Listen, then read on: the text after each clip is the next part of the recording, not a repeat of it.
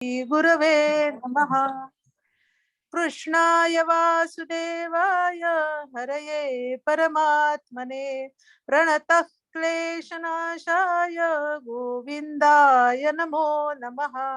नमामि सद्गुरुं शान्तं सच्चिदानन्दविग्रहं पूर्णब्रह्म परानन्दम् ईशमानन्दिवल्लभम् रत्नाकराधौतपदां हिमालयकिरीटिनीं ब्रह्मराजर्षिरत्नाढ्यां वन्दे भारतमातरम्। ॐ पार्थाय प्रतिबोधितां भगवता नारायणेन स्वयं व्यासेन ग्रथितां पुराणमुनिना मध्ये महाभारतम् अद्वैतामृतवर्षिणीं भगवतीम् अष्टादशाध्यायिनीम् अम्ब त्वामनुसन्दधामि भगवद्गीते भवद्वेषिणीम्।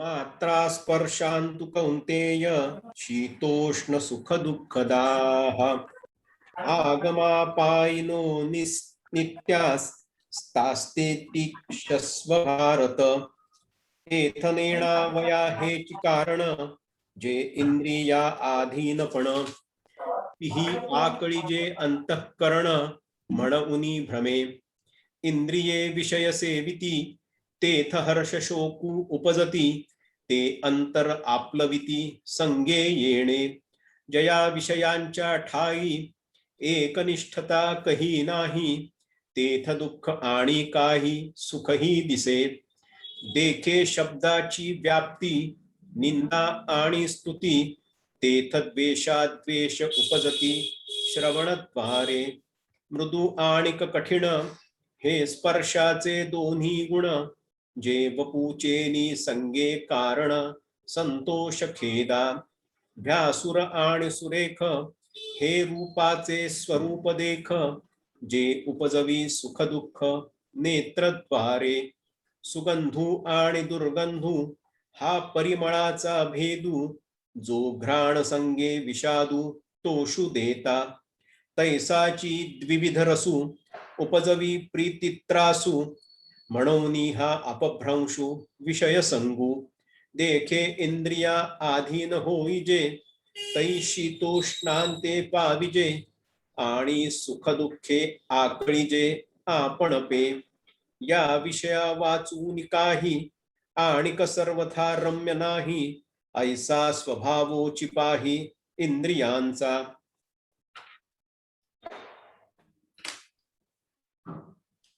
हे विषय तरी कैसे रोहिणींचे जळ जैसे का स्वप्नींचा आभासे भद्र जाती देखे अनित्य तिया परी म्हणून तू अभेरी हा सर्वथा संगू न धरी धनुर्धरा यहिन्न व्यथयन्ते ते पुरुषं पुरुषर्षभ समदुःख सुखं धीरं सोमृतस्त्वाय कल्पते हे विषय जया ते ना कळीती तया दुःख दुःखे दोन्ही न पवती आणि गर्भवा सुसंगती नाही तया तो नित्य रूप पार्था ओळखावा सर्वथा यो जात इंद्रियार्था नागभेची नासतो विद्यते भावो ना भावो विद्यते सतः उभयोरपि दृष्टान्तस्त्वन्यो स्तवस्त्वदर्शिभिः आता अर्जुना आणिक काही एक सांगेन मी आईक जे विचार परलोक ओळखीती या उपाधी माझी गुप्त चैतन्य असे सर्वगत ते सत्वज्ञ संत स्वीकारिती सलिती पय जैसे एक होऊनी मिनले ऐसे परी निवडुनी राजहंसे वेगळे कीजे किम अग्निमुखे किडाळ तोडोनिया चोखाळ निवडिती केवळ बुद्धिमंत. ना तरी जाणीवेच्या आयणी करितान दधी कडसणी. मग नवनीत निर्वाणी दिसे जैसे. की भूस बीज एकवट उपणिता राहे घनवट. तेथ उडे ते फलकट जाणो आले. तैसे विचारिता निरसले ते प्रपंचू सहजे सांडवले. मग तत्वता तत्व उरले ज्ञानियांसी. म्हणून अनित्याच्या ठाई तया आस्तिक्य बुद्धी नाही. निष्कर्षू दोन्ही देखिला असे. अविनाशी तु तद्विद्धि येन सर्वमिदं ततम्. विनाशमुभयस्यास्य न कश्चित् कर्तुमर्हति. देखे सारा सार विचारिता भ्रांती ते पाही आसारता. तरी सारते स्वभावता नित्य जाणे. हा लोकत्रयाकारू तो जयाचा विस्तारू. तेथे नामवर्ण आकारू चिन्ह नाही. जो सर्वदा सर्वगतू जन्मक्षयातीतू. तया केलिया ही घातू कदा नोहे. अंतवंत इमे देहा नित्यस्योक्ता शरीरिणः. अनाशिनिनो प्रमेयस्य तस्माद्युध्यस्व भारत. आणि शरीरजात आघवे हे नाशिवंत स्वभावे. म्हणून तुवा झुंजावे पंडू कुमरा. य एनं वेत्ति हंतारं यश्चैनं मन्यते हतम्. उभौ तौ न विजानीतो नायं हन्ति न हन्यते. तू धरूनी देहाभिमाते दिठी सूनी शरीराते.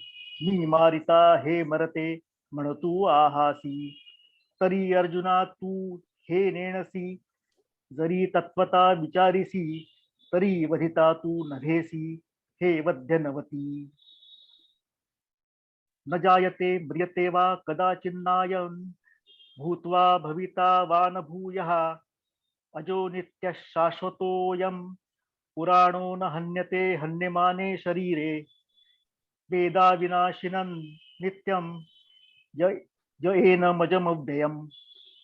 कथं स पुरुषः पार्थ तम घातयति हंतिकम्. जैसे स्वप्ना माझी देखिजे जे स्वप्नीची साचापजे. मग चेवनिया पाहिजे तंब काही नाही.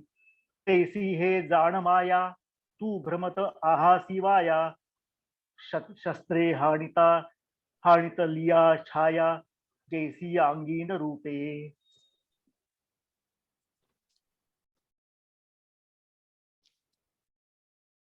सुरुवात करायची. कल्पना.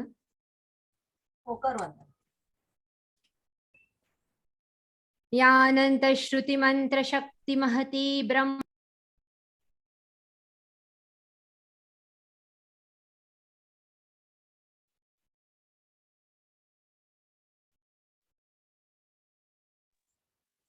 जरा म्यूट आहे. वंदना तुझा आवाज नाही येत. अच्छा अच्छा म्यूट आहे. हा ठीक आहे. यानंत श्रुती मंत्र शक्ती महती ब्रह्मात्म विद्यावती. या सूत्रोदित शास्त्र पद्धतिरती प्रद्योर्तितांतर्द्युतिः. या सत्काव्यतति प्रसादित मतिर्नाना गुणालंकृतिः. सा प्रत्यक्ष सरस्वती भगवती मांत्रायतां भारती. सगळ्यात पहिल्यांदा तर मी सगळ्यांना तुम्हाला दिवाळीच्या शुभेच्छा देते. सगळे मित्रमैत्रिणी आपण दिवाळीनंतर आता प्रथमच भेटतोय. नुकतंच आपण दिवाळीचं हे प्रकाश पर्व साजरं केलं. गेल्या वर्षी करोनाच्या या महामारीच्या काळामध्ये आपण या प्रकाशाला या प्रकाश पर्वाला मुकलो आणि त्यामुळे एक प्रकारचा तम वातावरणामध्ये अंधार कोंदाटला होता, ज्याचं प्रतिबिंब आपल्या अंतःकरणामध्ये सुद्धा निर्माण झालं. आणि त्यामुळे बहिरंगातलं हे प्रकाश पर्व आपलं अंतरंग सुद्धा उजळून टाकतं. काही काळ का होईना याचा अनुभव यावर्षी आपण पुन्हा एकदा घेतला. ज्ञानेश्वर महाराजांचं प्रकाश पर्व मात्र वेगळं आहे. ज्ञानेशांची दिवाळी ही अंतःकरण उजळून टाकणारी दिवाळी आहे. सूर्ये अधिष्ठिली प्राची, जगा जाणीव दे प्रकाशाची, तैशी श्रोतया ज्ञानाची दिवाळी करी. ज्ञानेश्वर महाराज म्हणतात की ज्ञानाची दिवाळी आहे. ज्याप्रमाणे सूर्य प्राची म्हणजे पूर्वेला उगवतो आणि जगाला प्रकाशाची जाणीव देतो आणि प्रकाशाने तो संपूर्ण जगाला भारून टाकतो, त्याचप्रमाणे आता श्री निवृत्तीनाथांच्या कृपेने ही श्रोत्यांसाठी मी ज्ञानाची दिवाळी आणली आहे. अंतरंगामध्ये हा ज्ञानाचा दीप प्रज्वलित करण्याचा मानस ज्ञानेश्वर महाराजांचा आहे. आणि असाच एक दिवाळीचा उल्लेख ज्ञानेश्वरीमध्ये पुन्हा 4थ्या अध्यायामध्ये आढळतो. आणि तो असा आहे की ज्यावेळी यदा यदा हि धर्मस्य ग्लानिर्भवति भारत अभ्युत्थानमधर्मस्य तदात्मानं सृजाम्यहं परित्राणाय साधूनां विनाशाय च दुष्कृतां धर्मसंस्थापनार्थाय संभवामि युगे युगे. आपल्या सगळ्यांना हे 2 श्लोक माहीत आहेत. पण भगवंतांनी दिलेलं हे अभिवचन आहे की मी केव्हा या युगामध्ये अवतीर्ण होतो. त्यावेळी ज्ञानेश्वर महाराज त्याचं एक सुंदर मनोवैज्ञानिक विश्लेषण करतात आणि ते म्हणतात भगवंत येतील तेव्हा येतील, पण आपल्या अंतःकरणामध्ये त्यांचं प्राकट्य झाल्यानंतर काय होतं. मी अविवेकाची काजळी पेडून विवेक दीप उजळी, जई योगया पाहे दिवाळी निरंतर.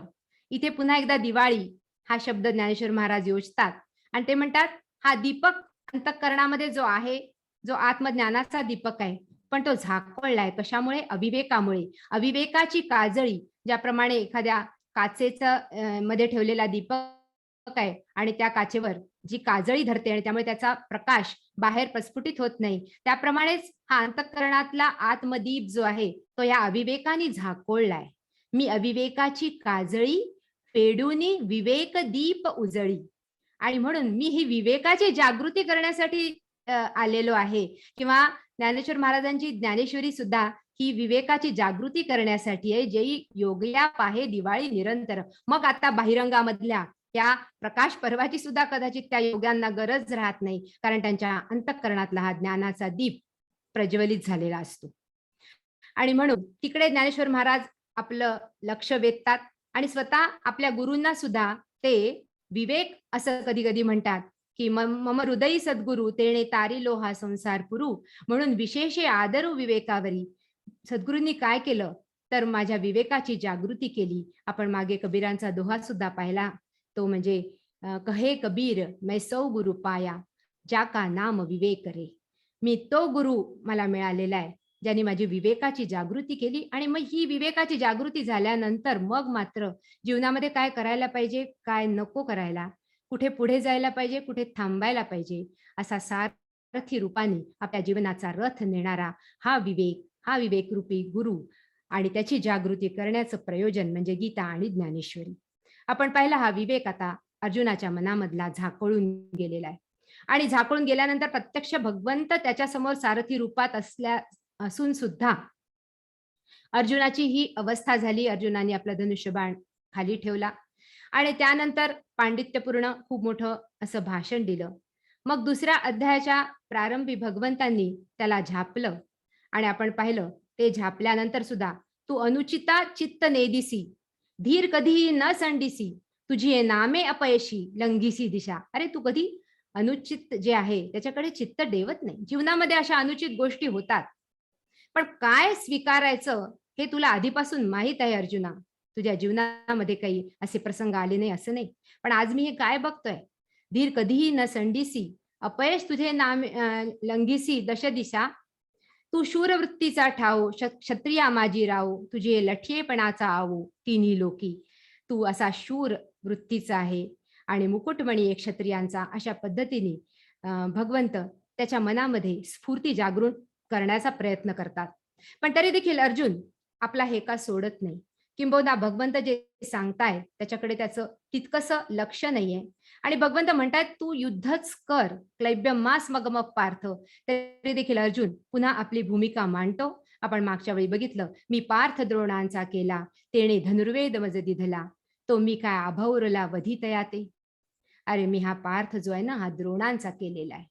आणि मग त्यानंतर सुद्धा भगवंत काही बोलत नाही हे पाहिल्यानंतर मग मात्र अर्जुनाच्या मनामध्ये संभ्रम निर्माण होतो की काहीतरी माझंच चुकतंय.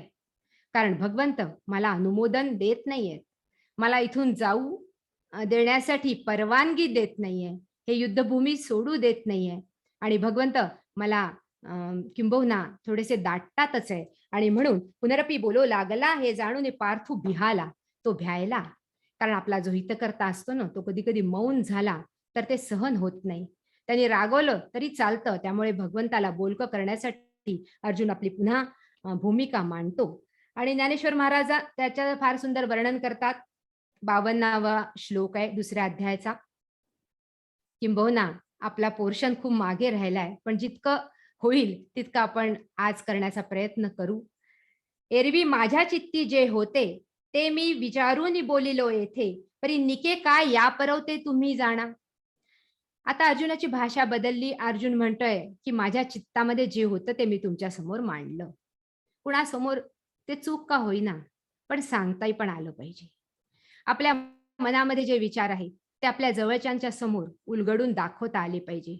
किंबहुना माझ्या याच्यावर कोणी हसेल किंवा मी काय म्हणतो आहे याच्यावरून मला जज केलं जाईल या भीतीने कितीतरी गोष्टी मनात दाबून ठेवल्यामुळे अनेक मनोवैज्ञानिक असे रोग निर्माण होतात. आणि त्यामुळेच पहिल्यांदा जो मनोवैज्ञानिक असतो तो पहिल्यांदा आधी आपल्या जो काही पेशंट त्याच्याकडे येतो त्याला बोलतं करतो. भगवंतांनी सुद्धा त्याला बोलतं केलं. त्याच्या मनातला जो खळमळ आहे तो निघून जाऊ दिला. अर्जुन आता म्हणतो मी माझ्या मनामध्ये जे काही आहे ते तुम्हाला सांगितलं भगवंता, पण माझ्यासाठी निक काय या परवते, माझ्यासाठी चांगलं काय हे आता तुम्ही मला सांगा.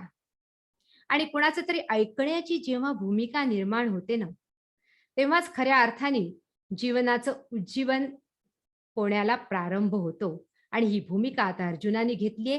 त्यांनी आता भगवंताचं शिष्यत्व ग्रहण केलंय. आपण बघितलं तो जो श्लोक, कार्पण्य दोषोपहत स्वभाव पृच्छामि त्वां धर्म सम्मूढ चेताः यश्रेयस्यान् निश्चितं ब्रूहि तन्मे शिष्यस्तेहं शाधिमान् त्वां प्रपन्नम.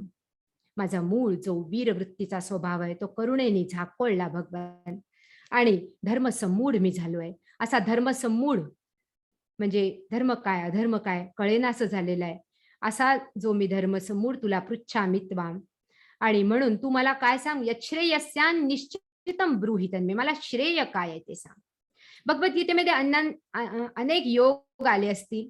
भगवद्गीतेमध्ये काय आहे, कोणी म्हणेल भक्ती योग आहे, कोणी म्हणेल भगवद्गीतेमध्ये कर्मयोग आहे, कोणी म्हणेल राजयोग आहे, कोणी आणखीन कर्मसन्यास योग आहे. 18 योगांचे नाव प्रत्येक अध्यायाच्या शेवटी सुद्धा आलेले आहेत. पण तरी देखील स्वामीजींनी फार सुंदर सांगितलं, ते माझे गुरु आहेत त्यांनी, की भगवद्गीतेमध्ये श्रेय योग आहे. आपल्या श्रेयाशी योग होणं. श्रेय म्हणजे जे आपलं कल्याण आहे. आणि अर्जुनाने हे श्रेय मागितलंय. श्रेय मागावं लागतं, जाऊन विचारावं लागतं की माझ्यासाठी कल्याणकारी काय आहे. कारण प्रिय जे आहे ते आपल्याला सगळ्यांना ठाऊक असतं. पण भगवद्गीतेची एक अत्यंत महत्वाची उपलब्धी किंवा ज्ञानेश्वरीची सुद्धा उपलब्धी काही असेल तर आपल्या जीवनातलं श्रेय आपल्याला प्रिय वाटणं. जे माझ्यासाठी श्रेयस्कर आहे ते मला जर प्रिय वाटायला लागलं, एखाद्या मुलासाठी एखाद्या विद्यार्थ्यासाठी अभ्यास करणं हे श्रेयस्कर आहे. एखाद्या खेळाडूसाठी व्यायाम करणं, एक्सरसाइज करणं, फिटनेस करणं हे श्रेयस्कर आहे. आणि तेच त्याला प्रिय वाटायला लागलं की मग मात्र आपल्या जीवनाचा जो प्रगतीचा मार्ग आहे तो प्रशस्त व्हायला लागतो. यच्छ्रेयस्यान् निश्चितं ब्रूहि तन्मे शिष्यस्तेहं शाधिमान् त्वां प्रपन्नम असं म्हटल्यानंतर त्याचा मनोभाव उलगडून टाकताना ज्ञानेश्वर महाराज फार सुंदर म्हणतात. 55वी ओवी, आम्हा काय उचित ते पाहता न स्फुरे येथ, जे मोहे येणे चित्त व्याकुळ माझे. अरे भगवंता, माझ्यासाठी उचित काय आता मला समजेन असं झालं. आम्हा काय उचित ते पाहता न स्फुरे येथ, स्फुरणच गेलाय मनातलं. त्यामुळे न स्फुरे येथ का असं झालं, जे मोहे येणे चित्त व्याकुळ माझे, माझं चित्त मोहानी व्याकुळ झालेलं आहे. आणि त्यामुळे कसं, तिमिरावरुद्ध जैसे दृष्टीचे तेज भ्रंशे, मग पासीची असता न दिसे वस्तू जात. ते म्हणतात, ज्याप्रमाणे अंधारी आली डोळ्याला की मग जवळच्या वस्तू सुद्धा दिसेनाशा होतात, त्याप्रमाणे माझ्या मनावर ही काळोखी आली आहे, माझ्या चित्तावर काळोखी, माझ्या बुद्धीवर सुद्धा हा मोहाचा अंधकार पसरलेला आहे. आणि त्यामुळे देवा तैसे मद जाहले, जे मन हे भ्रांती ग्रासले, आता हित काय आपुले तेही नेणे. मी म्हंटल ना, नेणता आणि जाणता, नेणे जाणे हे शब्द ज्ञानेश्वरीमध्ये येतात. नेणे म्हणजे मी जाणत नाही, मला समजत नाही, तसं मला माझं मन भ्रांतीने ग्रासलंय. संपूर्ण भ्रांती, कन्फ्युजन माझ्या मनामध्ये आलेलं आहे आणि या भ्रांतीमुळे मला काय हित आहे हे आता कळेनासं झालं. आणि मग फार सुंदर असं वर्णन ज्ञानेश्वर महाराज करतात की आम्हाला निक काय ते तुम्ही सांगा श्रीकृष्णा, कारण तू गुरु बंधू पिता, तूच आमची इष्ट देवता, तूची सदा रक्षिदा आपुदी आमुते. आपुदी म्हणजे संकटामध्ये, आपदी आमुते, संकटामध्ये तूच आमचं रक्षण केलंय. तू गुरु बंधू पिता आहे, तू माझा गुरु बंधू आणि पिता आहे, आणि तू माझी इष्ट देवता आहे, आणि तू नेहमी माझा रक्षिता पण आहे. तू आतापर्यंत कितीतरी ठिकाणी आमचं रक्षण केलेलं आहे, संकटातून आम्हाला वाचवलंय. आणि म्हणून फार सुंदर असा मनोभाव शिष्याचा गुरुप्रती ज्ञानेश्वर महाराज इथे वर्णन करून सांगतात. जैसे शिष्या ते गुरु सर्वता नेणे अभेरू, की सरिता ते सागरू त्यजी केवी. अर्जुनाने शिष्यत्व पत्करलं. आपण पाहिलं, शिष्य या शब्दाचे दोन अर्थ मागच्या वेळी आपण बघितले. संशनात शिष्य, शासनात शिष्य. संशनात म्हणजे जो संशय फेडू इच्छितो आपल्या गुरुकडून, किंवा ज्ञान ग्रहण करू इच्छितो, किंवा शासनात म्हणजे गुरूंचं शासन मान्य करतो, किंवा त्याची आज्ञा पालन करतो. या दोन भूमिका ज्यावेळी खऱ्या अर्थाने जातात, त्यावेळी खऱ्या अर्थाने समर्पण घडतं. समर्पण घडल्यानंतर मग त्या शिष्याचं रूपांतरण सुरू होतं. आणि म्हणून इथे अर्जुन त्या भूमिकेमध्ये आलाय. हा जो श्लोक आहे हा अत्यंत महत्वाचा श्लोक मानला जातो. आणि म्हणून इथे ज्ञानेश्वर महाराज म्हणतात की असा शिष्य ज्यावेळी समर्पित होऊन त्या गुरुच्या चरणावर नतमस्तक होतो, आणि मी आता काही जाणत नाही, आता माझ्यासाठी तुम्ही सांगा, अशी कळकळीची प्रार्थना करतो, त्यावेळी मग तो गुरु त्या शिष्याचा कधीही अव्हेर करत नाही. जैसा शिष्या ते गुरु सर्वता नेणे अव्हेरू, तो कधीच मग त्याचा अव्हेर करत नाही, की सरिता ते सागरू त्यजी केवी. आणि त्याचा एक सुंदर उपमा देतात की ज्याप्रमाणे सरिता सागराकडे धावते, सागराच्या मिलनासाठी ती धावत असते एकसारखी, इकडे तिकडे कुठेही जात नाही. आणि एकदा ती सागराला मिळाल्यानंतर मग सागर तिचा अव्हेर करत नाही, तिला परत पाठवत नाही. ना तरी अपत्या ते माये सांडून जरी जाये, तरी ते कैसे निजिये ऐके कृष्णा. खूप सुंदर असा मनोभाव व्यक्त करतात ज्ञानेश्वर महाराज. आणि ज्ञानेश्वर महाराजांची एक विशेषता आहे, कदाचित त्यामुळेच त्यांना माऊली असं म्हटलं गेलं असावं, कारण आई आणि मुलाचं रूपक ते ठिकठिकाणी योजतात. त्यांच्या आईने तर देहांत प्रायश्चित्त घेतलेलं आहे. बाप रखुमादेवी वरू, त्यांची आई आता रखुमादेवी आहे, आणि बाप त्यांचे विठ्ठल म्हणजे प्रत्यक्ष विठ्ठल भगवान आहेत. विठ्ठल रखुमाई हे त्यांच्या देहाचे पण माता पिता आहेत. आणि त्यामुळे ज्ञानेश्वर महाराज म्हणतात, ना तरी अपत्या ते माये सांडूनी जरी जाये, तरी ते कैसे निजिये ऐके कृष्णा. ज्याप्रमाणे अपत्य जे त्या आईवर पूर्णपणे अवलंबून असतं, असं तान्ह बाळ त्या बाळाला सांडूनी जरी जाय. सांडूनी हा शब्द सुद्धा आपल्याला ठिकठिकाणी ज्ञानेश्वरीमध्ये मिळेल. सांडूनी म्हणजे सोडून, सांडूनी जरी जाये, तरी ते कैसे निजिये ऐके कृष्णा, मग ते कसं जगेल. आणि म्हणून तैसे सर्वापरी आम्हासी देवा तूचे एकासी, आणि बोलले जरी न मानसी मागील माझे, तसा तू आम्हाला सर्वस्व आहेस भगवंता. आणि मी मागे जे काही सांगितलं हे बहुतेक तुझ्या मनाला रुचलेलं दिसत नाही. आणि बोलले जरी न मानसी, मी जे काही बोलून गेलो, पण तुला ते जर रुचलं नसेल मागील माझे, तरी उचित काय आम्हा. जे व्यभिचारे ना धर्मा, तरी झडकरी पुरुषोत्तमा सांगे आता. तरी आमच्यासाठी उचित काय आहे. जे व्यभिचारे ना धर्मा, जे माझ्या धर्माच्या विरुद्ध नसेल. बघा, अर्जुनाची गफलत केवळ त्याला क्षत्रिय धर्म ठाऊक नाही असं नाही. त्याला माहित आहे की क्षत्रियांनी युद्धाकडे पाठ फिरवायची नसते, पण इथे एक दुसरा धर्म आड येतोय. तो त्याच्या कुटुंबियाप्रतीचा धर्म आहे, तो त्याच्या गुरूंच्या प्रतीचा धर्म आहे, तो त्याच्या पितामह भीष्मांच्या प्रतीचा धर्म आहे. एका वेळी मनुष्य एका देहात राहून अनेक धर्माचा अवलंब करतो किंवा अनेक धर्म निभवतो. धर्म या शब्दाचा अर्थ आपण पहिलेच पाहिला भगवद्गीते. धर्म हा व्यापक शब्द आहे, केवळ रिलिजन असा त्याचा अर्थ नाहीये. तो धारण करणारा, धारयते इति धर्म, जो धारण करतो संपूर्ण समाजाला तो धर्म. पण इथे भगवद्गीतेमध्ये धर्म म्हणजे कर्तव्य, ड्युटी. आणि एका देहात राहून मनुष्य वेगवेगळे धर्म निभवतो. मातृधर्म, पितृधर्म, आचार्य धर्म, समाज धर्म, राष्ट्र धर्म, शेजार धर्म, वेगवेगळे धर्म ज्याला आपण धर्म नाव देतो. आणि म्हणून व्यभिचारेना धर्म, अरे माझ्या दोन्ही धर्मांमध्ये गफलत होतीये, कोणता धर्म हा धर्म पकडायला जाऊ तो हा धर्म सुटतोय. असं अनेक वेळा आपल्या सुद्धा जीवनामध्ये होतच ना. घरी आपलं मूल किंवा मुलगा आजारी असतो आणि बाहेर ऑफिसमध्ये काम असतं, कोणतं करायचं नक्की, कुठे थांबायचं, कोणता धर्म निभवायचा, त्याची तारांबळ करत असतं आपलं जीवन सगळं जातं. आणि कितीतरी धर्म निभवता निभवता आपण त्या तारेवरची कसरत नेहमीच करत असतो.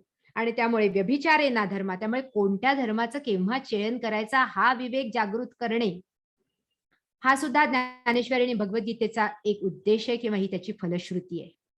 आणि म्हणून ते झडकरी पुरुषोत्तमा सांगे, आता ते आता मला लवकरात लवकर, झडकरी म्हणजे लवकरात लवकर सांगू. नाही प्रपश्यामि ममापनुद्यात यच्छोक मुच्छोषणमिंद्रियाणाम अवाप्य भूमा वसपत्न वृद्धम राज्यम सुराणाम अपि चाधिपत्यम.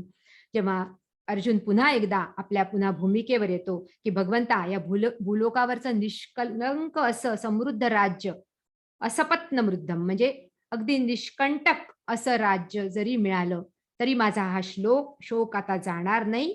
आणि म्हणून ज्ञानेश्वर महाराज त्याचा सुद्धा फार सुंदर असं वर्णन करतात. ते म्हणतात, एथ पृथ्वी तळ आपू होईल हे महेंद्र पदही पाविजेल, परी मोह हा न फिटेल मानसीचा.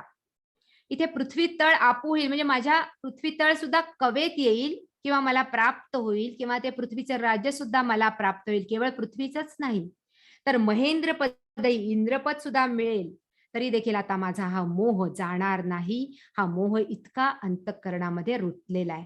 आपण पाहिलेलं आहे की हा मोह केवळ वरवरचा नाहीये, अर्जुनाचं ब्रेन वॉशिंग झालेलं आहे. आणि जे जे काही अर्जुनाने म्हटलं पांडित्यपूर्ण की वर्णसंकर होईल, कुळाचा नाश होईल, कुलधर्म नष्ट होतील, सनातन असे कुलधर्म जातील, सगळ्या पितरांना नरकवास घडेल, त्यांना श्राद्धक्रिया करणारे कोणी राहणार नाही, स्त्रिया दूषित होतील, अशा प्रकारचे जे जे काही वर्णन त्यांनी केलं हे सगळं वर्णन स्वामीजी म्हणतात. मी तर स्वतः वाचलेलं नाहीये, पण स्वामीजी म्हणतात जेव्हा संजय वनवासामध्ये गेला यांच्याशी भेटायला आणि त्याला धृतराष्ट्रांनी पाठवलं, धृतराष्ट्राची आज्ञा म्हणून किंवा धृतराष्ट्राचा संदेश घेऊन संजय गेला युद्धापूर्वी, त्यावेळी संजयाच्या तोंडी धृतराष्ट्रांनी हीच वाक्य पेरली किंवा हाच संदेश पाठवला की हे सगळं असं असं घडेल म्हणून तुम्ही युद्ध करू नका. आणि तेच अर्जुनाच्या मनातलं सगळं बाहेर आलेलं आहे. आणि म्हणून इथे तो आता म्हणतो की ना तरी आयुष्य पुरले आहे तरी औषध काही नव्हे, एथ एकची उपेगा जाये परमामृत. ते म्हणतात ज्यावेळी आयुष्य सरलं असतं त्यावेळी कुठलंही औषध, मग तो डॉक्टर कुठल्याही औषधाने ते आयुष्य वाचवू शकत नाही. तिथे परमामृतच कामी येतं. आणि हे परमामृत म्हणजे काय आहे हे फार सुंदर असं वर्णन ज्ञानेश्वर महाराज करतात. बघा अतिशय सुंदर अशी ओवी आहे, 68वी ओवी. तैसे राज्य भोग समृद्धी उज्जीवन नो हे जीव बुद्धी, येथ जिव्हाळा कृपानिधी कारुण्य तुझे. मला राज्य मिळेल, भूमीचं, पृथ्वीचं किंवा इंद्रपदही मिळेल, यानी काय होईल? राज्य भोग समृद्धी, यानी केवळ त्या राज्याचे भोग मला मिळतील, समृद्धी मिळेल. पण जेव्हा जेव्हा खूप समृद्धी पण वाढते ना, खूप ऐशो आराम मिळतो, संपन्नता येते, त्यावेळी कधी कधी एक गोष्ट घडते, ती देहबुद्धी अतिशय तीव्र होते. आणि हा देह अधिकाधिक भोग लालसेमध्ये बुडतो, अधिकाधिक भोग मागायला लागतो, मग कधी कधी सुखही टोचायला लागतं. आणि त्यामुळे इथे ज्ञानेश्वर महाराज म्हणतात तेथ राज्य भोग समृद्धी उज्जीवन नोहे जीव बुद्धी. फार सुंदर अशा शब्दाचा प्रयोग इथे ज्ञानेश्वर महाराजांनी केलाय. उज्जीवन, जीवनाचं उज्जीवन व्हावं, जीवनाचं उन्नयन व्हावं, जीवन श्रेयाच्या मार्गावर चालावं, खालच्या सोपानावरून वरवर चढत जावं. आणि म्हणून हे उज्जीवन होईल केव्हा? जेव्हा जीव बुद्धी होईल. पहिल्यांदा देहबुद्धी सुटेल, मग जीव बुद्धी जागृत होईल, मग आत्मबुद्धी जागृत होईल, दृष्टी व्यापक होईल. राजभोग समृद्धी मिळून ते होणार नाही, अधिकाधिक लालसाच निर्माण होणार आहे हे अर्जुन जाणतो, असं ज्ञानेश्वर महाराज इथे मांडतात. जितकं मिळेल, जितकं प्राप्त होईल तितकं अधिक भोगायचीच इच्छा निर्माण होते. कारण हा देह जो आहे ना, हा भोगावर पोसला जातो. आणि हे इंद्रिय जे आहेत ते बाहेर अधिकाधिक बहिरंगामध्ये धावून अधिकाधिक भोगाची लालसा निर्माण करतात. त्यामुळे एक राज्य मिळालं तर काय होतं, मग दुसरं राज्य पाहिजे, मग दुसऱ्याचं राज्य पाहिजे. अशा पद्धतीने ही राज्य भोग समृद्धी जी आहे ती देहबुद्धीच वाढवणार आहे भगवान. उज्जीवन नो हे जीवबुद्धी, एथ जिव्हाळा कृपानिधी कारुण्य तुझे. इथे केवळ तुझ्या करुणेनेच ही जीवबुद्धी, तिचं या जीवबुद्धीचं उज्जीवन होणार आहे, जीवबुद्धीचं उन्नयन होणार आहे, असं अर्जुन बोलला. ज्ञानेश्वर महाराज म्हणतात अर्जुन ज्यावेळी असं बोलला असं वाटायला लागलं की अरे याची भ्रांती चालली की काय, आणि आता याचा शोक हळूहळू थोडासा कमी होतोय का. ऐसे अर्जुन तेथ बोलला जवळ क्षणेक भ्रांती सांडिला. इतकं सुंदर फिलॉसॉफिकल किंवा तत्वज्ञान पूर्ण असं बोलणं ऐकून क्षणिक असं वाटलं. ज्ञानेश्वर महाराज म्हणतात की क्षणिक भ्रांती सांडिला. पुन्हा सांडिला म्हणजे सोडली ज्यांनी. मग पुनरपी व्यापला उर्मितेने, पण पुन्हा तीच मोहाची उर्मी आली. एक क्षण आला असा की तत्वज्ञान, हा तत्वज्ञान कधी कधी माणसामध्ये अशा पद्धतीने विवेक जागृत करतो, पुन्हा तो विवेक झाकवला जातो. असं इथे होतं. हे अर्जुनाच्या बाबतीत घडतं. मग आपण तर सामान्य हो, अर्जुन तर नरोत्तम होता. अर्जुनाच्या बाबतीत जे घडू शकतं इथे आपल्याला दाखवायचंच ते आहे. तर ते आपल्या जीवनामध्ये सहजच नेहमीच घडत असतं. त्या नेहमी घडणाऱ्या घटनांमध्ये कशा पद्धतीने वाटचाल करायची हे शिकवणारे हे ग्रंथ असतात. आणि म्हणून ते म्हणतो की मज पाहता उर्मी नोहे, हे अनारीसे गमत आहे दो ग्रासिला मोह महामोहे काळ सर्पे. आता ज्ञानेश्वर महाराज इथे म्हणतात की आता भगवंत हे वर्णन करताय. काय वर्णन करतात आहे? भगवंत म्हणतात मी आता विचार करतो आहे की ही जी उर्मी आलेली आहे, ही लहर जी अर्जुनाची ही क्षणिक नाही आहे, केवळ रागवून ही जाणार नाहीये. मज पाहता उर्मी नोहे, हे अनारीसे गमते आहे, हे काहीतरी वेगळंच दिसतंय. हे अत्यंत खोलवर रुतलेलं डिप्रेशन आहे. हे केवळ वरवरचं असं डिप्रेशन किंवा वरवरचा शोक नाहीये. हा इतका सहजासहजी जाणार नाही. तो ग्रासीला महामोहे काळ सर्पे, त्याला महामोह अशा काळ सर्पाने ग्रासलाय. जणू काही मोहाचा साप त्याला चावलाय अर्जुनाला. आणि म्हणून आता इथे फार सुंदर असं वर्णन आहे आणि अतिशय कठीण आहे. सवर्म म्हणजे वर्म म्हणजे चिलखत, हृदय कल्लारी म्हणजे हृदय कल्हार, कल्हार म्हणजे श्वेत कमळ हृदयाचं जे आहे, तेथ कारुण्याच्या भरी लागला म्हणून लहरी भाजेची ना. ऐन युद्धाच्या वेळी हा कारुण्याचा रोग झाल्यामुळे हे जे काही चिलखत आहे ते चिलखत आता भंगलंय.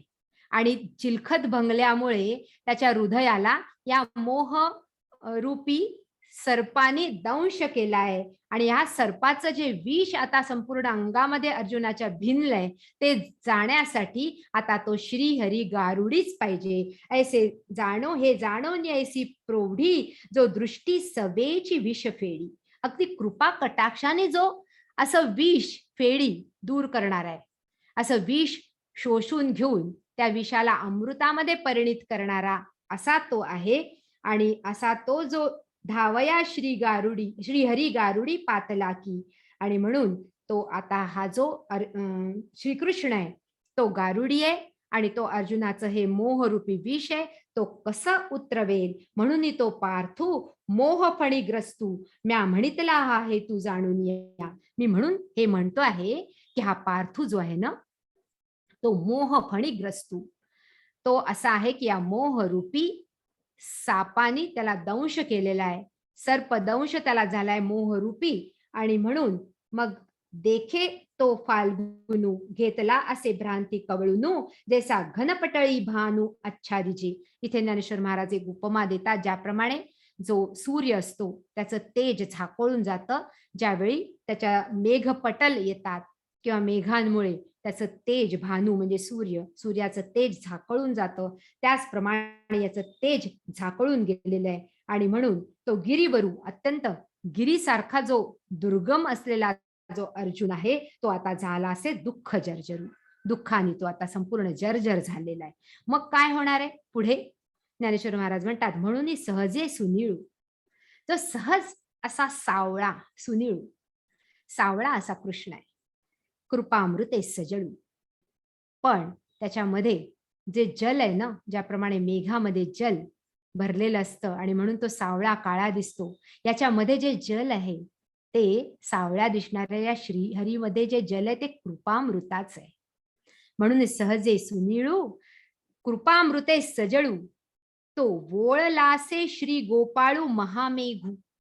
तो महामेघ आहे, आता तो वर्षाव करणार आहे, पण तो वळला तेव्हा, तो वोळलासे, तो समोर सारथी रूपामध्ये अर्जुनाच्या रथाचे लगाम घेऊन बसलेला आहे, पण आता तो वळला पाठीमागे.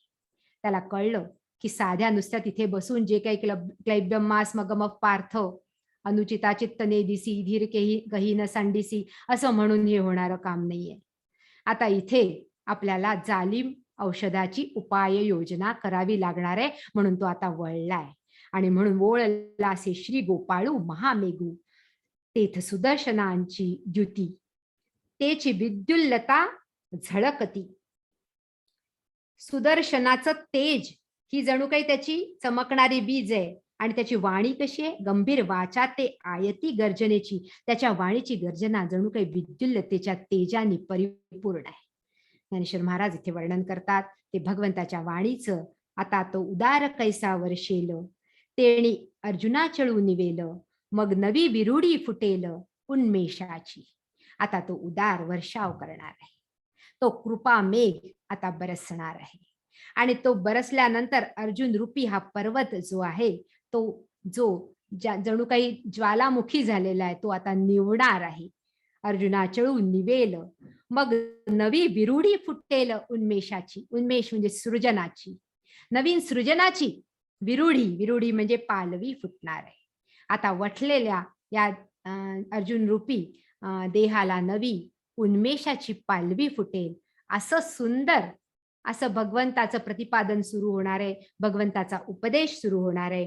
ते कथा ऐका मनाच्या आराणुका, ज्ञानदेवो म्हणे देखा निवृत्ती दासू. आता ती कथा पुन्हा एकाग्रचित्त मनाच्या आराणुका म्हणजे एकाग्रचित्त देऊन ऐका, अशी विनवणी पुन्हा आपल्या श्रोतांना ज्ञानेश्वर महाराज करतात.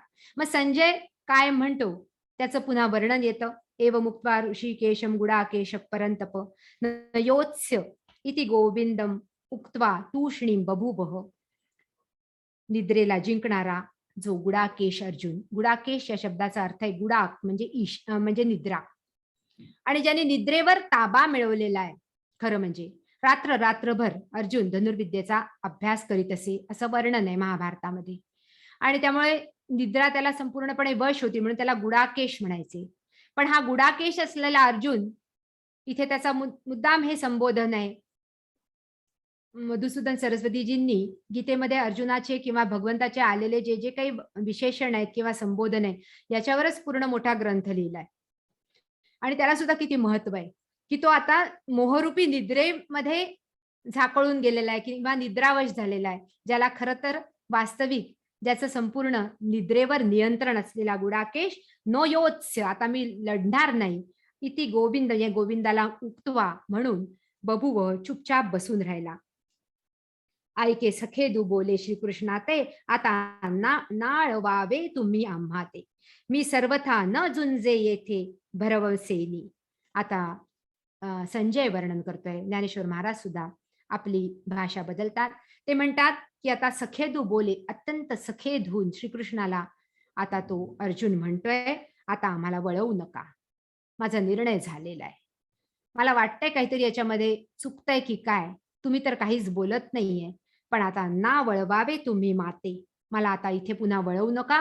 हे युद्ध मला बरोबर दिसत नाही. मी सर्वथा न झुंजे येथे भरवसेनी. मी आता पुन्हा इथे निसंशयपणे, सर्वथेनी म्हणजे निसंशयपणे, भरवसेनी म्हणजे निसंशयपणे मी इथे आता झुंजणार नाही. आणि म्हणून ऐसे एकी हेळा बोलेला मग मौन धरून ठेला, तेथे श्रीकृष्णा विस्मयो पावला देखून त्याते.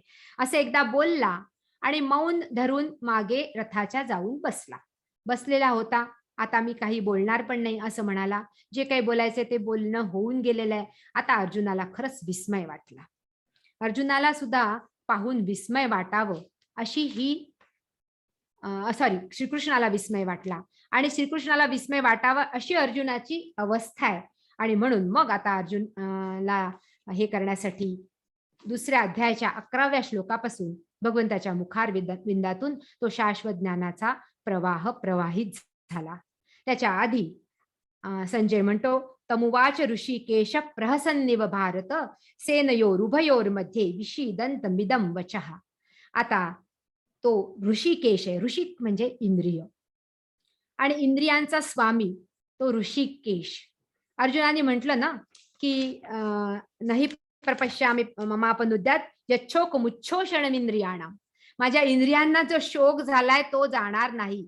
आणि इथे आता ऋषिकेश बोलणार आहे, जो इंद्रियांचा स्वामी आहे, तो या इंद्रियांचा शोक सुद्धा दूर करणार आहे.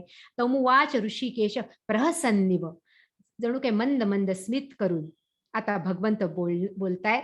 आणि सेनयोर उभयोर मध्ये, दोन्ही सेनांच्या मध्यभागी विषीदंत मिदम वचः, जो विषीदंत म्हणजे अत्यंत शोकाकुल असलेल्या अर्जुनाला भगवंत म्हणतायत.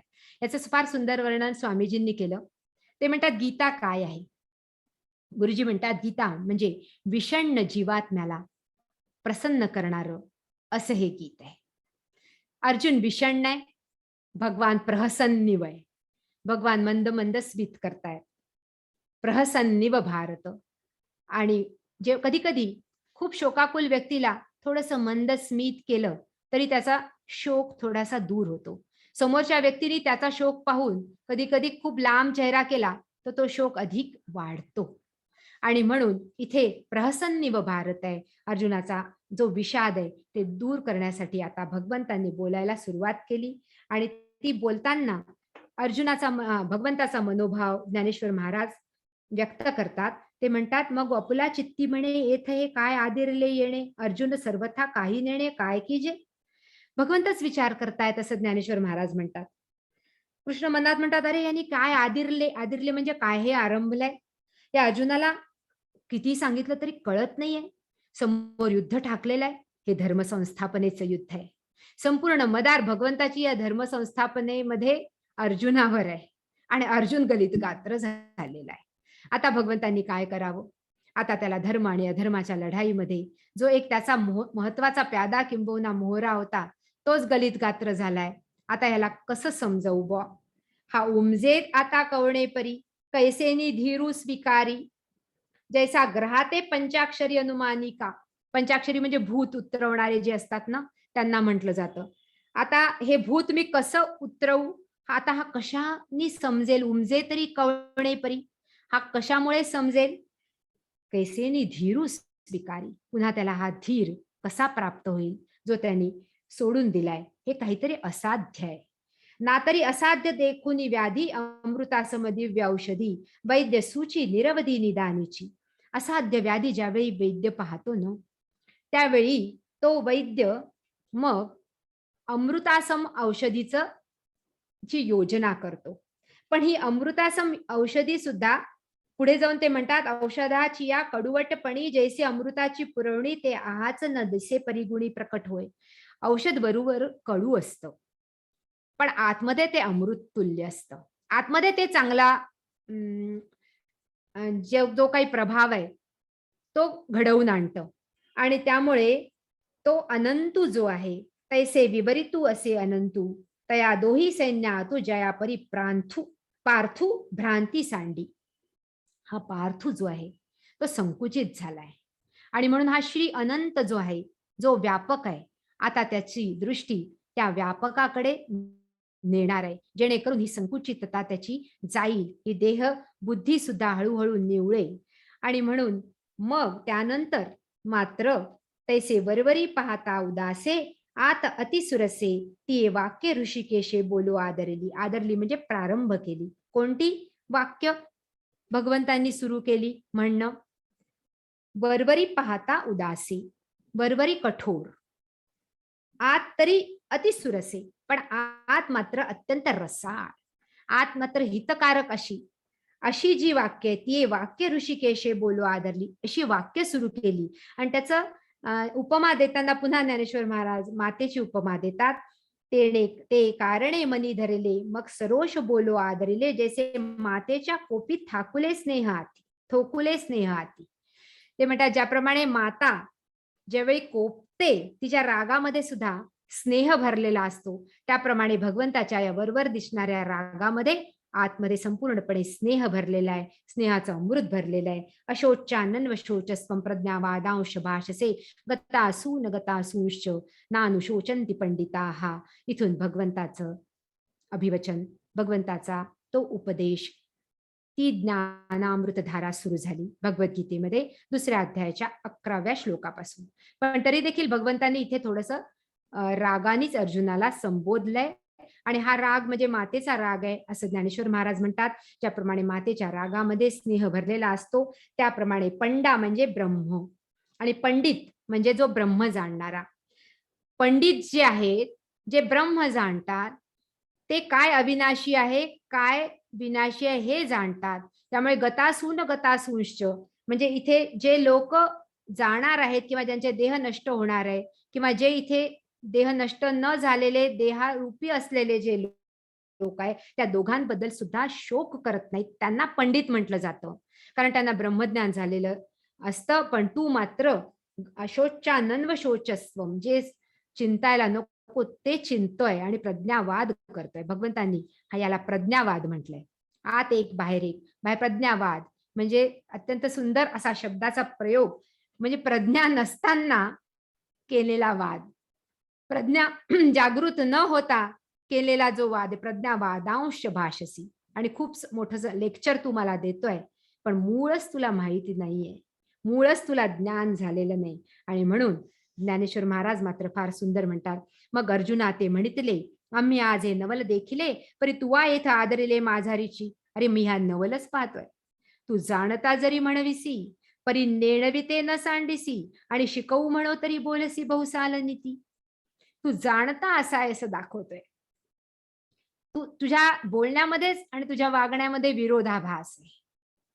आत एक आहे आणि बाहेर वेगळंच प्रोजेक्ट करतोय. कधी कधी ना आत एक आणि बाहेर एक असलं ना की माणसाची भयंकर छटपटाहट होते. आतमध्ये भय आहे आणि बाहेर पराक्रमाचा आव आणतोयस. आतमध्ये भयग्रस्त आहे, आतमध्ये अज्ञान आहे आणि बाहेर प्रज्ञावाद करतोयस.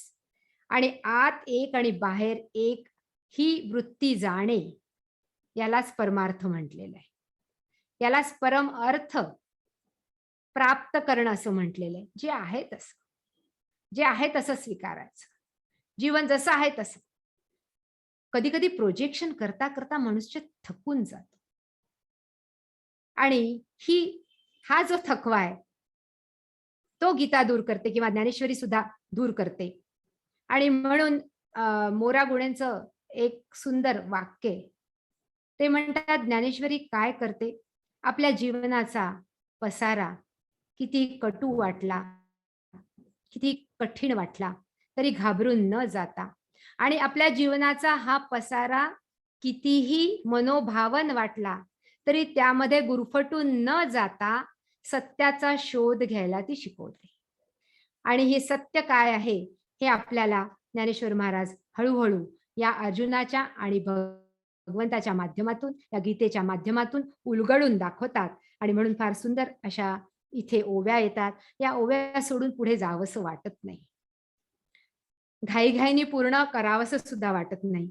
जात्यांदा लागे पिसे मग ते सैरा धावे जैसे, तुझे शहाणपण तैसे दिसत असे. अरे जर एक जात्यांदा आहे आणि त्याला वेड लागलं, तो जसा दिशाहीन होऊन सैरावेरा धावेल ना, तसं तुझं हे शहाणपण आहे. आणि म्हणून ते म्हणतात की तू आपण पे नेणसी तरी नेणसी. अरे तू स्वतःलाच ओळखत नाहीस अजून, तू कोण आहेस? स्वतःला केवळ पार्थ समजतो, स्वतःला केवळ कौंतेय समजतो, स्वतःला केवळ हा देह समजतो आणि या कौरवाते शोचू पाहसी आणि या कौरवांच्यासाठी शोक करतोय. हा बहुविस्मय आम्हासी पुढत पुढती. आम्हाला वारंवार विस्मय होतोय, कारण तुझी भाषा तर प्रज्ञेची आहे. तू विवेक सांगायला बघतोय, पण संपूर्ण अंतःकरणामध्ये अविवेक भरलेला आहे. आणि म्हणून ते म्हणतात, खूप सुंदर अशा ओव्या इथे ज्ञानेश्वर महाराज योजतात. ते म्हणतात, तरी सांग पा अर्जुना तुझं पासून स्थिती या त्रिभुवना, हे अनादि विश्व रचना लटके काही. ते म्हणतात, अरे अर्जुना मला एक गोष्ट सांग की तुझ्यापासून या त्रिभुवनाला स्थिती आहे का? तुझं पासून स्थिती या त्रिभुवना, तुझ्यापासूनच या त्रिभुवनाला आधार मिळालेला आहे का? हे अनादि विश्वरचना लटके काही. अरे ही अनादि विश्वरचना आहे, हिला काहीतरी नियम आहे, ही नियमाने चालणारी विश्वरचना आहे. ही काय लटके, ही काय खोटीच आहे का? आणि म्हणून ते म्हणतात, समोर तू एक आती त्यापासून भूते होती, तरी हे काय वायाच्या काय बोलती जगामध्ये. जगामध्ये हे बोललं जातं ना, तू ऐकलंयस ना, की एका सृष्टीकर्त्यापासून हे संपूर्ण जग उत्पन्न झालंय. हे काय उगीच बोललं जातं. आणि म्हणून हो का सांप्रत तैसे झाले, जे हे जन्म मृत्यू तू आज सृजिले आणि नाशू पावे नाशिले तुझे नि काही. आणि हे सांप्रत हे जे काही सगळं झालं, जे जणू काही तूच केलंय आणि हे जन्म मृत्यू सुद्धा जणू काही तूच सृजिलेस, तूच निर्मिले आहे आणि हे सगळा नाश सुद्धा काही जणू काही तूच घडवून आणणार आहे असा बोलतोयस. हा तुझा अहंकार आहे. तू भ्रमिलेपणे अहंकृती या सघातून धरिसी चित्ती, तरी काय हे होती चिरंतन. फार सुंदर म्हणतात. ते म्हणतात, तू भ्रमिलेपणे अहंकृती, तुझा हा भ्रम आहे, हा तुझा अहंकार आहे. आणि तू म्हणतो यास घातून धरिसी चित्ती, मी यांचा घात करणार नाही. तरी काय हे होती चिरंतन, तरी काय हे चिरंतन होणार आहे का? तुला माहित नाही का की शेवटी देहाचा नाश होणार आहे आणि देहाचा नाश झाली तरी अविनाशी आत्मतत्व तसंच राहणार आहे. अविनाशी, त्याचा नाश होणार नाही. हे तू कधी ऐकलं नाहीयेस का आतापर्यंत ही फिलॉसॉफी? बघा, ही फिलॉसॉफी सांगताना कधी कधी भगवंत युद्धासाठी भडकवत नाही, कोणी कुणाला मारावं असं इथे सांगत नाहीये. पण ज्यावेळी एक क्षत्रिय युद्धामध्ये उभा असतो युद्धभूमीवर, त्यावेळी त्याला पहिल्यांदा समोरच्या सैनिकाला किंवा शत्रू पक्षातल्या सैनिकाला ठार मारावं लागतं.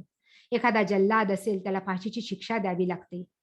त्यावेळी त्याच्यासाठी हे तत्वज्ञान आहे की जरी जो देह माझ्या समोर आहे त्यांनी गुन्हा केलेला आहे, तो गुन्हेगार असा देह आहे, त्या चैतन्याने तो व्यापलेला जरी असला तरी या देहाला देणारी ही शिक्षा आहे. चैतन्य तर अमर आहे, अविनाशी आहे. आणि म्हणून पहिल्यांदा भगवंत जी उपाय योजना करतात ती अशा पद्धतीची करतात. ते म्हणतात, तू एक वधिता आणि सकळ लोक हे मरता, ऐसी भ्रांती झणे चित्ताने ओदेशी. तू एक वधता आहेस आणि सकळ लोक हे मरणार, जणू काही तू मारणारा आणि मगच हे लोक मरणार, अशी तुझी भ्रांती आहे. ही भ्रांती आधी तुझ्या चित्तापासून दूर कर. ही सृष्टी तू बनवलेली नाही, या सृष्टीचा आधार तू नाहीस, या सृष्टीचा कर्ता तू नाहीस, तू कोणीही नाहीस. तू केवळ आपला रोल निभवायला आलेला, या जगामध्ये आलेला आहेस. आणि म्हणून तू हा देह धारण केलेला आहे. तुझ्यामुळे घडणार आहे असंही नाही, तुझ्या न करण्यामुळे काही घडणार नाही असंही नाही. असा जालिम औषध उपाययोजना इथे भगवंत करतात. क्या धरा हमने बनाई, या बुना हमने गगन, क्या हमारी ही वजह से बह रहा सुरमित पवन, या अगन के हम है स्वामी नियंता जलधार के, या जगत के सूत्रधारक नियामक संसार के. आपण या संसाराचे नियामक आहोत का, इथे दृष्टी भगवंत वळवतात. आणि म्हणून त्याची भ्रांती काढायचा प्रयत्न करतात. तू मूर्खपणे नेणसी, न चिंतावे ते चिंतसी, आणि तूच नीती सांगसी आम्हा प्रती. आणि तूच ही नीती आम्हाला सांगतो. जे चिंतायला नको ते त्याचं तू चिंतन करतो. देखे विवेकी जे होती, ते दोहीतही न शोचती, जे होय जाय हे भ्रांती म्हणून या. हे जे होणं आणि जाणं ही दोन्ही भ्रांती आहे. ती भ्रांती कशी आहे याची सुंदर उलगडण किंवा हे सुंदर उकलून ज्ञानेश्वर महाराज पुढच्या ओव्यांमध्ये सांगतात. वास्तविकतः तत्वज्ञानाचा उगम इथून सुरू होतो. दुसऱ्या अध्यायाच्या 11व्या श्लोकापासून, आणि ज्ञानेश्वर महाराज सुद्धा वेगवेगळ्या उपमांनी ते सांगायचा प्रयत्न करतात. आपल्याला सुद्धा एक एक ओवी महत्वाची वाटावी अशी इथली ओवी आहे. आणि म्हणून इथे जेव्हा त्या अविनाशी तत्वज्ञानाकडे लक्ष वेधताना, त्या अर्जुनाची देहबुद्धी सैल करताना, त्याच्यामध्ये थोडी थोडी आत्मबुद्धी प्रस्फुटित करताना, किंबहुना इथे या संपूर्ण संसारामध्ये जे काही आहे ते परिवर्तनशील आहे हे दाखवताना वेगवेगळ्या अशा उपमांमधून ज्ञानेश्वर महाराज ते भगवंताच्या मनोभावातून प्रकट करतात. आणि म्हणून ते इथे म्हणतात की उपजे ते नाशे, ते मायावशे दिसे, एरवी तत्वता वस्तू जे असे ते अविनाशी. जे उत्पन्न होतं आणि जे नाश पावतं ते केवळ मायेनी दिसतं, असं इथे ज्ञानेश्वर महाराजांनी म्हटलंय. ते केवळ देहाचं रूपांतरण आहे. एरवी आतली जी वस्तू आहे, आत्मवस्तू, ती अविनाशी आहे. आता मायावशी, माया हा शब्द ठिकठिकाणी गीतेमध्ये सुद्धा पुन्हा 7व्या अध्यायामध्ये दैवी येशा गुणमयी मम माया दुरत्यया, भगवंत मायेचं वर्णन करतात. माया, या मा सा माया असं म्हटलं जातं. ते कठीण याच्यामध्ये जरी आपण नाही गेलो तरी देखील आपण एक गोष्ट तर आपण समजू शकतो की आपण ही माया प्रत्येक क्षणी अनुभवतोय. कशी? कारण की आपण स्वतःला स्थिर समजतोय. वास्तविकता प्रत्येक क्षणी आपण स्वतःभोवती सुद्धा फिरतोय आणि सूर्याभोवती सुद्धा फिरतोय. ही पृथ्वी जी आहे ती स्वतःची प्रदक्षिणा करत करत सूर्याची प्रदक्षिणा घालते. संपूर्ण सृष्टीमध्ये जरा नुसता सुद्धा आपण विचार करून पाहिला खगोलशास्त्राप्रमाणे तर किती मुवमेंट चालली आहे, किती ग्रह गोल हे सूर्याभोवती फिरता. हे एक ब्रह्मांड आहे. असे कितीतरी सूर्य, अनंत कोटी ब्रह्मांड नायक असं भगवंताला म्हटलेलं आहे. तो अनंत कोटी ब्रह्मांडाचा नायक आहे.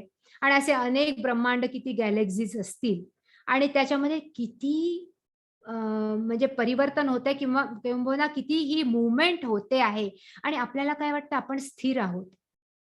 हीच माया आहे. जे आहे ते न वाटणे आणि जे नाही ते सत्य वाटणे. प्रत्येक क्षणी आपण फिरत असताना सुद्धा स्वतःला स्थिर समजतो. हीच माया आहे. आणि म्हणून उपजे ते नाशे, या मायावशे दिसे. ज्ञानेश्वर महाराज म्हणते, जैसे पवने तोय हलविले आणि तरंगाकार झाले, तरी कवणे के जन्मले म्हणे येथ.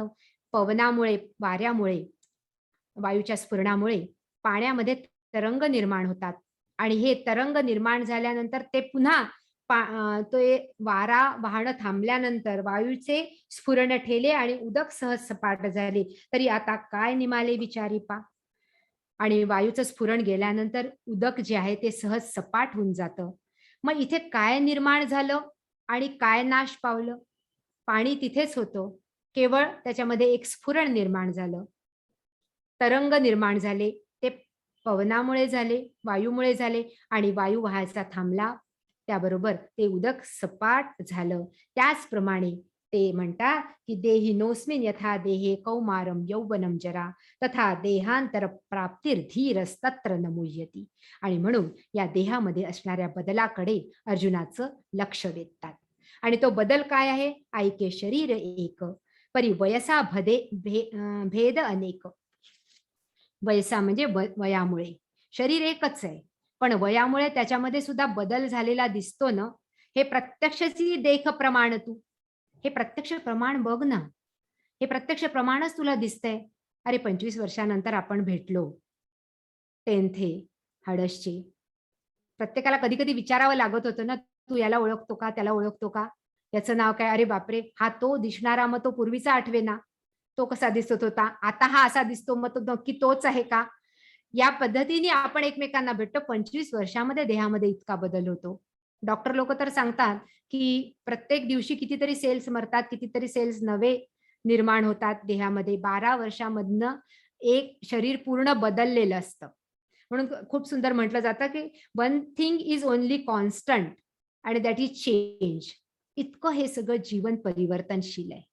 आणि जीवन परिवर्तनशील आहे म्हणून ते ज्ञानेश्वर महाराज सांगतात, प्रत्यक्षाची देख प्रमाण तू. इथे तुला प्रत्यक्ष प्रमाण दिसतंय ना, तू कुठे पूर्वीचा तसा राहिला, तू तसा पूर्वीचा नव्हता.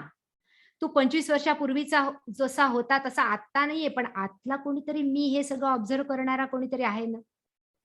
माझा हा 10 वर्षाचा फोटो, हा माझा 15, हा 25, हा 40, हा 50, हा 58, हा फोटो, हा बदलणारा जो फोटो आहे, या बदलणाऱ्या मी मध्ये एक न बदलणारा मी आहे, जो ह्या सगळ्यांना बघतो साक्षी भावानी देहामध्ये. काहीतरी न बदलणारं असतं म्हणून बदल जाणवतो. ज्याप्रमाणे चाक फिरतं त्यावेळी तो जो हे असतो त्याच्या भोवती फिरतो, ऍक्सिसच्या भोवती, तो स्थिर असतो. 2 ट्रेन एका वेळी एका स्पीडनी जर सोडल्या, एका स्पीडनी 2 रुळांवरनं 2 ट्रेन चालल्या आहे, एका ट्रेन मधल्या व्यक्तीने दुसऱ्या ट्रेनच्या कडे बघितलं तर काय दिसेल? दोघे स्थिर आहे असं वाटेल. आणि ज्यावेळी तो समजा डावीकडे पाहिल आणि तिथे स्थिर असणारे खांब किंवा झाड त्याला दिसल्याबरोबर त्याला त्याचा वेग जाणवेल. त्यामुळे काहीतरी स्थिर आहे म्हणून परिवर्तन जाणवतं. आणि हे स्थिर काय आहे याकडे ज्ञानेश्वरी आणि गीता आपलं लक्ष वेधते. आपल्या जीवनाचा रेफरन्स पॉइंट अस्थिर परिवर्तनशील असलेलं हे जगत असू नये, जे प्रत्येक क्षणी बदलतं. ते करोना महामारीच्या पूर्वीचं असलेलं जग सुद्धा आता बदललेलं आहे. आता यानंतर ते पूर्वीचं जग कदाचित पुन्हा तसंच्या तसं येणार नाही. आणि त्यामुळे हे परिवर्तनशील असं जग आहे. आणि या परिवर्तनशील जगामध्ये आपल्या जीवनाचा रेफरन्स पॉइंट काय असायला हवा, ते अपरिवर्तनशील जे काही आहे, ज्यामुळे हे परिवर्तन आपल्याला भासतंय. म्हणून ते म्हणतात, एथ कौमारत्व दिसे मग तारुण्य ते भ्रंशे, परी देहची हा न नाशे एकेका सवे. पहिले कौमारत्व असतं, मग तारुण्य आल्यानंतर ते कौमारत्व जातं, पण या एकेका बरोबर देह थोडी नासतो. तैसे चैतन्याच्या ठाई ये शरीरांतरे होती जाती पाही, ऐसे जाणे तया नाही व्यामोह दुःख.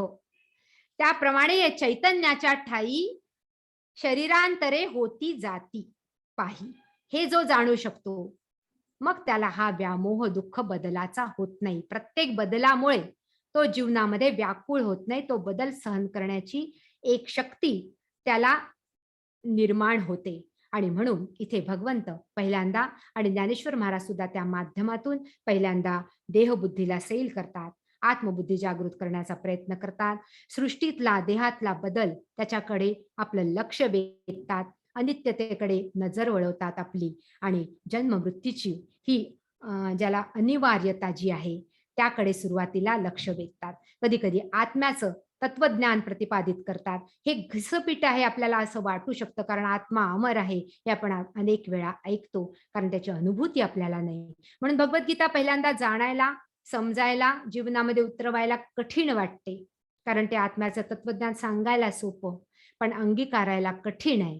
पण हळूहळू ती सिंहमुखी गोमाता होत जाते. ज्याप्रमाणे 2 शास्त्र प्रकार सांगितले जातात, एक गोमुखी सिंह म्हणजे पहिल्यांदा सोपं आणि मग क्लिष्ट होत जाणं, आणि एक सिंहमुखी गोमाता म्हणजे पहिल्यांदा क्लिष्ट वाटतं पण हळूहळू सहज होत जातं. तसं ते आपल्याला सहजतेने या जीवनाच्या अपरिवर्तनशीलतेकडे वळवतात ज्ञानेश्वर महाराज. ते कसे, आजचे श्लोक किंवा आजच्या ओव्या आपण पुढच्या वेळी बघू. आजचं हे विवेचन मी ज्ञानेश्वर महाराजांच्या चरणी अर्पण करते. ज्ञानेश्वर महाराज की जय. सद्गुरुदेव भगवान की जय.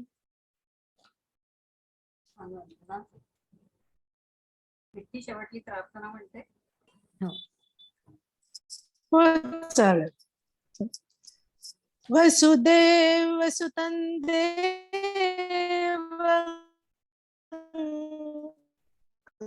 कंसचाणूरमर्दनं